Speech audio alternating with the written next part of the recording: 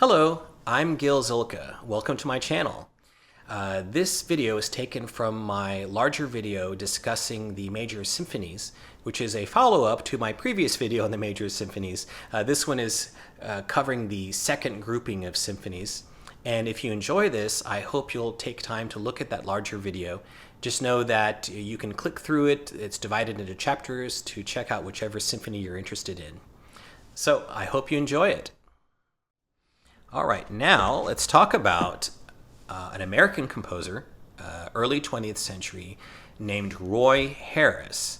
And Harris was particularly known for his Symphony No. 3. I mentioned earlier that the Copland Symphony No. 3 is often called the American Symphony, and sometimes Harris's Symphony 3 is also given that label. It came out in the 30s and really was kind of caused a sensation when it came out. First of all, Harris, he was kind of an interesting story. He grew up on a farm, so you can't get more American than that. And this work, it's a really kind of a grim work. It's really grimly dramatic.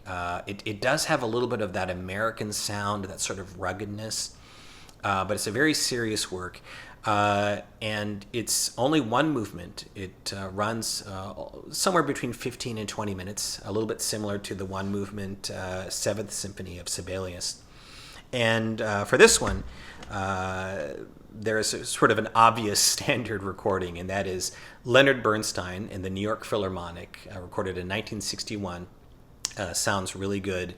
And Bernstein just really brings home that drama and intensity in this recording, particularly as you get to the end and the brass start showing up. They really play lights out, really virtuosic. So this is really, I think, the obvious way to get to know this work. However, I do want to mention the premiere recording by the conductor and the orchestra that premiered the symphony, and that is Serge Koussevitzky and the Boston Symphony from 1939. Very rough sounding recording. It's an old recording, so it's dim, but you do get that sort of from the horse's mouth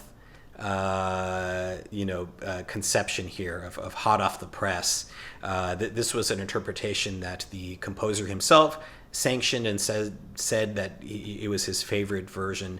There is an intensity to it, particularly in the early sections where there's the quieter moments where it's just the strings.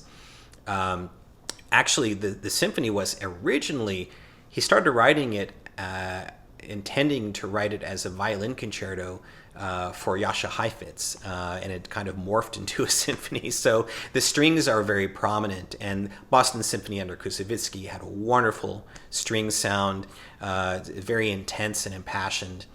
So it doesn't have the virtuosity of the Bernstein, and of course the sound quality. But if you want to hear a committed performance of the work, back when it was premiered, really this is priceless.